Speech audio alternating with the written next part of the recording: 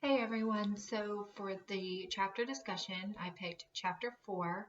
On page 123, I'm going to discuss the Bobby Barker bullying situation. He's a known bully, and many things have been kind of done for disciplinary measures, but he continues to still exhibit bullying behavior. For the discussion questions, number 1 reads, what might be the consequences of acts of bullying in your school regarding the following? Number 1 is school safety. Kids, I think that's our number one priority at all times is making sure all the kids are safe from the time they get on that school bus in the morning to the time they get home that evening. School safety is the utmost importance. And in regards to bullying, we need to take all the extensive measures possible to keep these kids safe. We need to take all reports serious. Teachers need to be vigilant and mindful of what's going on in their classroom and hallways. And that's not just the classroom teachers, that's, art teacher, music teacher, the guidance counselor, school nurse. It kind of has to be a whole school situation. We all have to be mindful and understanding what, bullying is taking place. And that also goes into what does bullying look like? It looks like various different things these days with kids. So it's understanding the different types of bullying and teaching our students about them. For student morale, that's so important because it piggybacks into like their safety and their mental health. You want kids to feel safe so they learn, and you want them to feel, respected and valued at school.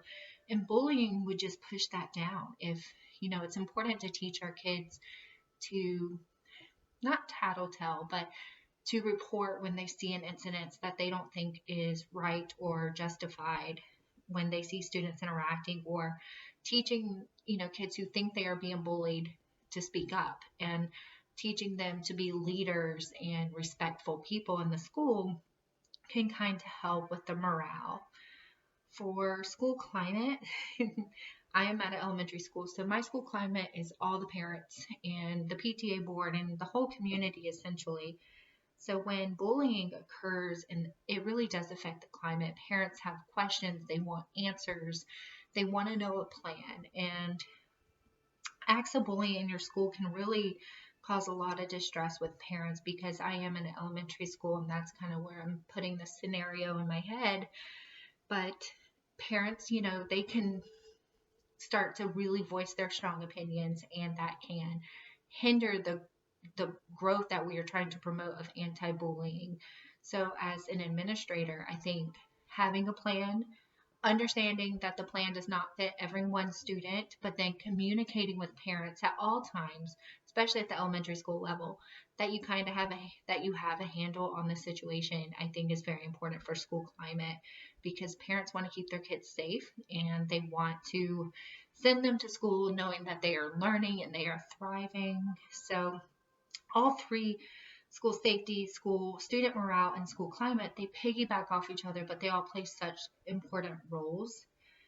So, question number 2 is outline what you believe to be an appropriate intervention plan to address bullying in your school, and then discuss the action that I would take for Bobby. So, breaking this down into 2 questions is the outline I believe to be appropriate is really making it a team effort. Everyone having a little bit of a hand in the pot to discuss Bobby and have Bobby there at sometimes and not have Bobby there.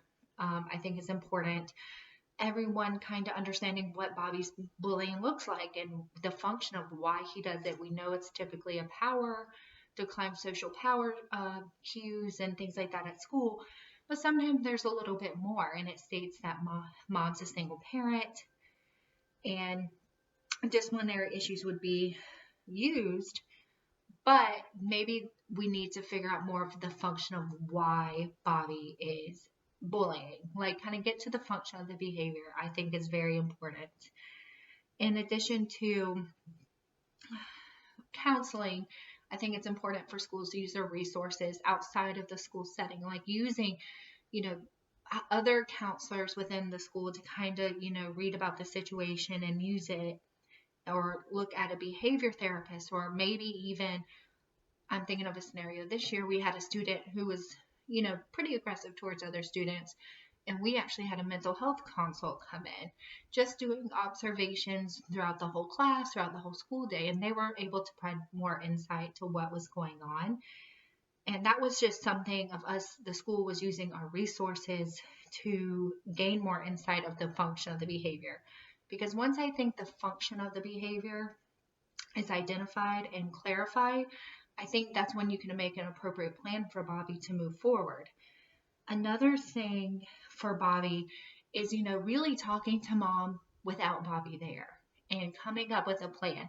So many plans for kids is it's only going to work if they do it at home and they follow through at school. It's an empty threat to suspend him if suspension means video games at home. That's not appropriate. So that harsher disciplinary measure, it has to be a conversation with you and mom. What can you and mom decide that is going to be the consequences? And what does mom need at home to better fit Bobby's needs? And can we somehow work with the school counselor on, making the home a more suitable place? Another thing for Bobby is really, like I said, we work with teams and we're working together, and you're never going to, you don't want to trying to think how to say this. For Bobby, you want him to learn techniques instead of bullying. You want the bullying to minimize. You want to understand the function.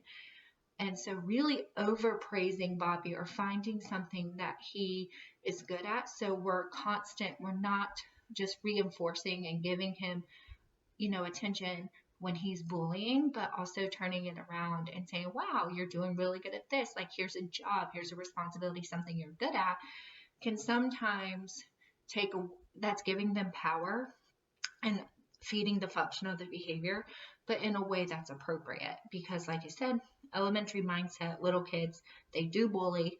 And it's kind of like sometimes we have to kind of just shift that. That's how they get power. So teaching them a different way to kind of attain a power is more appropriate in school functioning. Your outline for your school, I think you start it with a zero tolerance. Like, you have to teach your staff members, and not just your teachers, but your nurses, your counselors, your cafeteria ladies, your janitors, what does bullying look like and what we should do immediately when we see it. I think that's another thing, is sometimes teachers can watch it and then they don't really do anything. And that teaches our kids that, oh, well, my teacher didn't react. Why should I act? And so I think it's addressing it right when we see it. If it means, you do it discreetly and respectfully, but you make that line clear that this is an anti-policy thing. Another thing that for a whole school is you're teaching kids constantly about what bullying looks like, because it doesn't look the same from when I was in elementary school, because you have so many different outlets. And teaching what, some kids do have this naturally dry sense of humor and they don't think anything of it, but teaching kids that, hey, if that does hurt someone's feelings, maybe I shouldn't portray that way, and being respectful and kind. When it comes to physical bullying, it's a zero tolerance. You don't lay hands on other kids, and you don't, touch other teachers or hit teachers. And that is like point blank. That's not what you're going to do. Another thing for your whole school is reporting system. I think it's very important for kids to feel comfortable in telling teachers what's going on. And sometimes that's not going to be a face-to-face. So for your older kids, I think it's setting up a system where they can report either on their school email or their school iPads, where it's a confidential way for kids to say, hey, this kid's doing this to me. And I think, and then with those responses, every single one be looked at. Sometimes I have seen teachers, or they kind of just rub it off. No, we need to validate how these kids are feeling and nip them in the butt. And also, if we start it early and get interventions in place, then we can minimize a bigger situation later. And lastly, I think it's very important for counselors to be involved and, anti-bullying be discussed. And I also think administrators and counselors should always use their outside resources. These kids, there's a function to most of why these kids bully, and it's about finding them. If it's a mental health situation, if it's a power struggle that's super minimal, or you can be dealing with a bigger situation. I think it's not a one size fits all, but it's a good prototype to follow and be like, okay, this is what we're going to do and this is how we're going to do it. But that would be how I would address bullying in my school and specifically with Bobby. Thank you.